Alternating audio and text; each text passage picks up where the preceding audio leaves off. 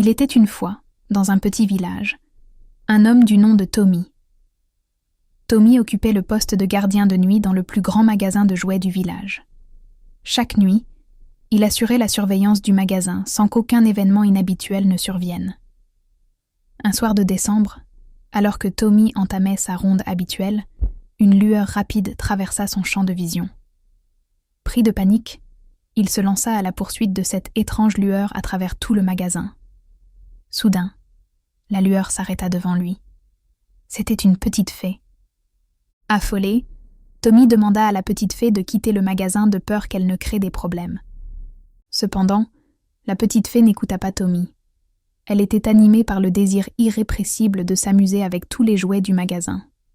D'un coup de baguette magique, la fée dispersa de la poussière sur tous les jouets. Immédiatement, les trains miniatures et les petites voitures commencèrent à rouler dans tous les sens.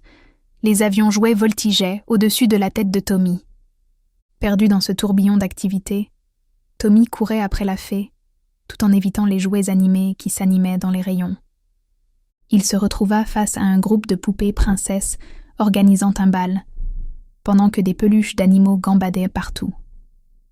Bien que la petite fée s'amusait beaucoup, Tommy craignait de perdre son emploi à cause du chaos créé par la fée. Se rendant compte qu'il ne parviendrait jamais à attraper la fée, il décida de tenter de raisonner les jouets un par un. Il commença par courir après les trains, leur expliquant qu'il risquait de tout renverser sur leur passage. Cependant, les trains répondirent en expliquant qu'ils seraient en retard à leur prochaine gare s'ils s'arrêtaient, et ils poursuivirent leur route. Tommy alla ensuite au bal des poupées, leur demandant de baisser la musique pour éviter de réveiller tout le village. Les poupées, absorbées par leur danse, n'accordèrent aucune attention à Tommy. Il tenta également de calmer les animaux en peluche, mais ceux-ci ne comprenaient rien à ses paroles, et certains commencèrent même à lancer des bananes sur Tommy pour s'amuser.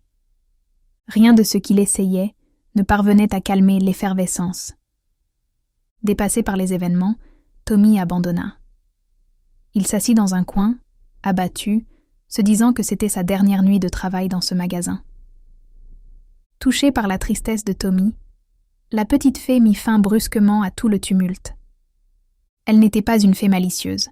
Elle voulait simplement s'amuser, sans causer de peine à Tommy. D'un simple geste de sa baguette magique, tous les jouets redevinrent immobiles. Elle s'approcha ensuite de Tommy pour s'excuser, expliquant qu'elle ne cherchait qu'à s'amuser. Reconnaissant, Tommy la remercia d'avoir mis fin au tumulte et lui offrit même une poupée pour qu'elle puisse continuer à jouer chez elle sans causer de problème. La petite fée comprit alors que même en s'amusant, il était essentiel de veiller à ne pas causer de peine aux autres autour de soi.